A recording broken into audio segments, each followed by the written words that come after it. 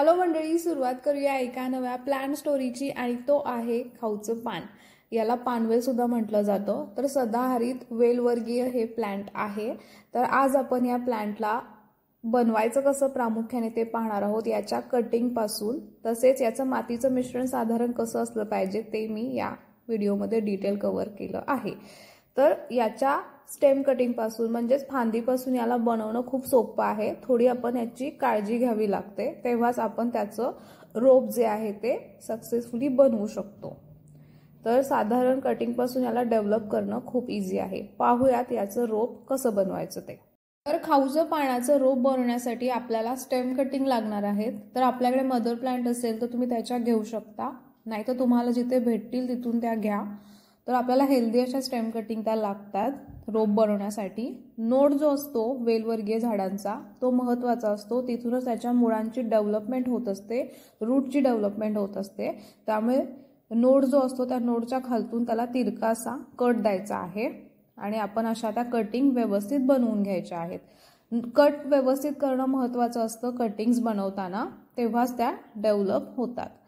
तर व्यवस्थित कटिंग बनवून घ्यायच्या आणि पॉटिंग मिक्सरमध्ये आपण त्या लावणार आहोत। नोड महत्त्वाचा आहे खूप। तर मी इथे पॉटिंग मीडिया वापरलंय। बागकामाची माती 90% आहे आणि 10% नदीची वाळू आहे, पाणी झिरपण्यास मदत करते म्हणून। नाहीतर तुम्ही फक्त मातीच्या मिश्रणामध्ये सुद्धा हे लावू शकता। कटिंग लावून या 2 दिवस सूर्यप्रकाशात ठेवायच्या, कोवळ्या सूर्यप्रकाशात।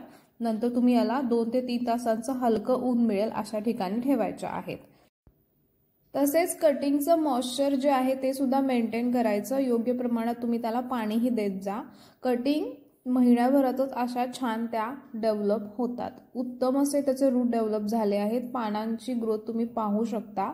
4ही कटिंग ज्या आहेत त्या छान डेव्हलप झाल्या आहेत।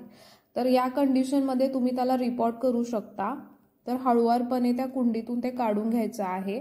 रूटची डेव्हलपमेंट झाली आहे, रूट्सना नवीन स्पेसची आवश्यकता असते, त्यामुळे या 4 कटिंग त्या कुंडीमध्ये पुरेशा वाढणार नाहीत, त्यामुळे मी त्यांना डिवाइड करणार आहे। तर तुम्हाला 4 अशी सेपरेट रोपं खाऊच्या पानाची मिळून जातात। तर रूट डिव्हिजन जेव्हा करतोय आपण तेव्हा हळूवारपणे करायचं आहे, मुळं डॅमेज फारशी करायची नाहीत। थोडं हलकंसं मी पाणी दिलं होतं कुंडीला, जेणेकरून मला ते सेपरेट इझिली करता आले आहेत। पाहू शकताय आपल्याला 4 त्याचे कटिंग्सपासून 4 नवीन रोपं मिळाली आहेत।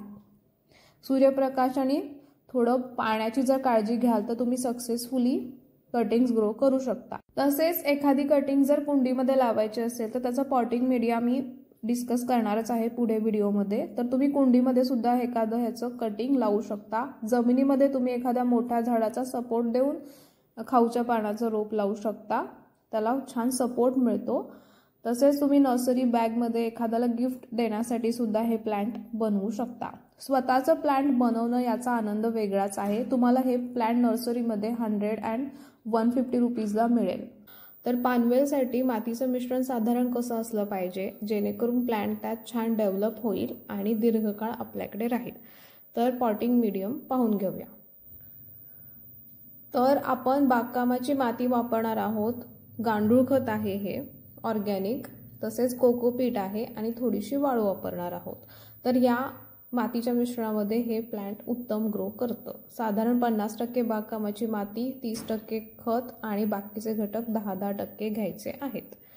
सर्व मिश्रण एकत्र करायचं आणि छान आपण ते कुंडीमध्ये भरून घ्यायचं आहे।